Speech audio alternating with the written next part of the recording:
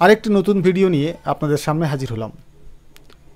প্রত্যেক দিনের মতো আজও ধারাবাহিকভাবে এসএলএসটি 2025-এর জন্যে বাংলা বিষয়ে যে প্রশ্ন উত্তর আমি আলোচনা করছিলাম, আজকে তার 25তম পর্বে এসে উপস্থিত হয়েছি। আর এই 25তম পর্বে আজকে আমি আলোচনা করব বৈষ্ণব পদাবলী থেকে 10টি প্রশ্ন। তো বেশি কথা না বলে সরাসরি আমরা আজকের বিষয়ে চলে যাচ্ছি। এই বৈষ্ণব পদাবলী থেকে যে 10টি প্রশ্ন আজকে আলোচনা হবে, তার প্রথম প্রশ্নটি হলো, নিচের কোন পদসংকলন গ্রন্থে চণ্ডীদাসের পদ সংকলিত হয়নি? পদামৃত সমুদ্র, অথবা ক্ষণদাগীত চিন্তামণি, অথবা বৈষ্ণব পদলহরী, অথবা পদকল্পতরু। এই 4টি গ্রন্থের মধ্যে চণ্ডীদাসের পদ সংকলিত হয়নি ক্ষণদাগীত চিন্তামণিতে। দ্বিতীয় প্রশ্ন, নিচের কোন চণ্ডীদাসের পদ অধিকতর নিকৃষ্ট? বড়ু চণ্ডীদাস, সহজিয়া চণ্ডীদাস, দ্বিজ চণ্ডীদাস, অথবা দীনচণ্ডীদাস? সঠিক উত্তর হলো দীনচণ্ডীদাস। তৃতীয় প্রশ্নে আসা যাক। তৃতীয় প্রশ্নে বিষয় হলো, শুনো হে মানুষ ভাই, চণ্ডীদাসের এই পদের মূল সুর হলো মানবতাবাদ, আরোপ সিদ্ধিতত্ত্ব, ভক্তিতত্ত্ব, অথবা গৌরতত্ত্ব? সঠিক উত্তরটি হলো আরোপ সিদ্ধি তত্ত্ব। আসা যাক চতুর্থ প্রশ্নে। কলঙ্কি বলিয়া ডাকে সব লোকে পদটির কবি হলেন সহজিয়া চণ্ডীদাস, পদাবলীর চণ্ডীদাস, বড়ু চণ্ডীদাস, অথবা দ্বিজ চণ্ডীদাস? কলঙ্কি বলিয়া ডাকে সব লোকে এই পদটির রচয়িতা হলেন পদাবলীর চণ্ডীদাস। পঞ্চম প্রশ্নের বিষয় হলো, চণ্ডীদাস আসিয়া চির পুরাতন প্রেমের গান আরম্ভ করিয়া দিলেন।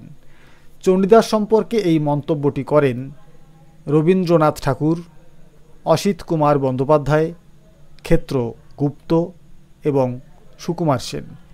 এই 4 জনের মধ্যে এই বিখ্যাত উক্তিটি করেন রবীন্দ্রনাথ ঠাকুর। আসা যাক 6 নম্বর প্রশ্নে। জয়দেব, বিদ্যাপতি আর চণ্ডীদাস শ্রীকৃষ্ণ চরিত্র তারা করিল প্রকাশ। চণ্ডীদাস সম্পর্কে এই পদটির রচয়িতা হলেন নরহরি সরকার, জয়ানন্দ, কানু দাস, গোবিন্দ দাস। জয়দেব, বিদ্যাপতি আর চণ্ডীদাস শ্রীকৃষ্ণ চরিত্র তারা করিল প্রকাশ পদটির রচয়িতা হল জয়ানন্দ। আসা যাক সপ্তম প্রশ্নে। সপ্তম প্রশ্নে বলা হচ্ছে, চণ্ডীদাস সম্পর্কে সর্বপ্রথম বিস্তারিত আলোচনা করেন কে? অক্ষয় কুমার সরকার, সারদাচরণ মিত্র, রামগতি ন্যায়রত্ন এবং রবীন্দ্রনাথ ঠাকুর ও শ্রীশচন্দ্র মজুমদার? সঠিক উত্তর হল রামগতি ন্যায়রত্ন। অষ্টম প্রশ্ন। পদরত্নাবলীতে চণ্ডীদাসের কটি পদ সংকলিত হয়েছে? 14টি, 24টি, 28টি, অথবা 32টি? সঠিক উত্তর হল 14টি। নবম প্রশ্ন। নবম প্রশ্নে বলা হচ্ছে, রমণীমোহন মল্লিকের চণ্ডীদাস সংকলন গ্রন্থেও প্রথম সংস্করণে কটি পদ স্থান পেয়েছে? 301টি, 340টি, 357টি, অথবা 401টি? রমণীমোহন মল্লিকের চণ্ডীদাস সংকলন গ্রন্থে প্রথম সংস্করণে পদের সংখ্যা হল 301টি। আজকের দশম তথা শেষ প্রশ্ন। দুর্গাদাস লাহিড়ী সম্পাদিত বৈষ্ণব পদলহরীতে চণ্ডীদাসের কটি পদ সংকলিত হয়েছে? 301টি, 336টি, 340টি, অথবা 360টি? সঠিক উত্তর হল 336টি।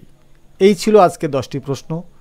এই 10টি প্রশ্ন কেমন লাগলো নিশ্চয়ই কমেন্ট করে জানাবেন। আগামীকাল অবশ্যই বাংলা ব্যাকরণের বিষয়ে 10টি প্রশ্ন আপনাদের সামনে উপস্থাপন করব। এই বলে সবাইকে আরেকবার ধন্যবাদ জানিয়ে আমি আজকের ভিডিও এখানেই শেষ করছি।